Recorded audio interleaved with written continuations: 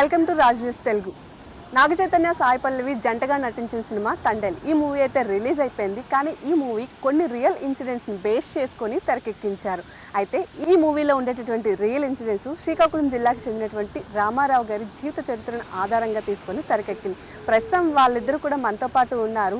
అసలు ఈ రామారావు అనేటటువంటి వ్యక్తి ఒక మత్స్యకారుడు. సో ఈయన పాకిస్తాన్ వరకు ఎలా చిక్కుకున్నారు, వేటకు వెళ్ళినప్పుడు ఎలా పాకిస్తాన్ బార్డర్ వరకు వెళ్ళారు, అక్కడ 14 నెలలు జైల్లో మగ్గిన తర్వాత తన భార్య ఎంతగా బాధపడింది, ఎప్పుడు రిలీజ్ అయ్యారు, ఈ ఇన్సిడెంట్స్ అన్ని బేస్ చేసుకొని మూవీ తెరకెక్కించారట. మరి నిజంగానే రియల్ ఇన్సిడెంట్స్ని రియల్గానే రీల్లో రికార్డ్ చేసి తెరకెక్కించారా లేదా ఏమైనా చేంజెస్ చేశారా, ఇలా ఈ మూవీకి సంబంధించినటువంటి చాలా డీటెయిల్స్ని ప్రస్తుతం మనతో పాటు మాట్లాడడానికి ఉన్నారు. సో మాట్లాడేద్దాం.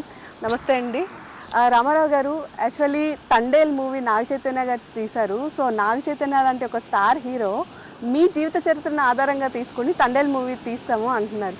సో అసలు మీ వరకు ఎలా వచ్చింది, ఎలా అప్రోచ్ అయ్యారు ఫస్ట్ మిమ్మల్ని? అంటే మా వరకు వచ్చిందంటే మేము పాకిస్తాన్ 2018 దొరికిన తర్వాత 2020లో రిలీజ్ అయిన తర్వాత వచ్చిన తర్వాత ఊర్లో దిగిన తర్వాత కార్తీక్ అని ఉన్నారు కదా, శ్రీకాకుళం రైటర్, ఓకే, ఆయన మాతో సంవత్సరం పాటు ట్రావెల్ చేసేవాడు.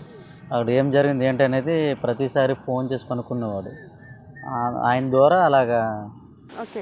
సో కార్తీక్ అనేది ఆయన ఇప్పుడు తండేల్ మూవీ రైటర్ అనమాట. సో ఆయన ఫస్ట్ ఎప్పుడు అప్రోచ్ అయ్యారు మిమ్మల్ని? ముందే అంటే రిలీజ్ అయిన తర్వాత ఇంటి ఊరు వచ్చిన తర్వాత వచ్చాడు. ఆయన కూడా టీవీలో పేపర్లో చూసి ఉంటాడు, ఇలా దొరికిపోరు అలా దొరికిపోరు, వీళ్ళు పడే బాధలు అన్నీ ఉంటాయి పేపర్లో రాసి.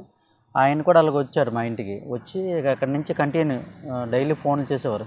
నెలకు మినిమం లేదని 15-20 సార్లు చేసేవాడు ఆయన. సో మొత్తం తెలుసుకున్నారా, ఎలా చిక్కుకున్నారు ఏంటి అవన్నీ కూడా? మొత్తం అన్నీ ఎలాగ దొరికారు, ఎలాగ వెళ్ళారు, మీరు ఏ విధంగా వెళ్ళారు అన్నీ కనుక్కుండేవారు.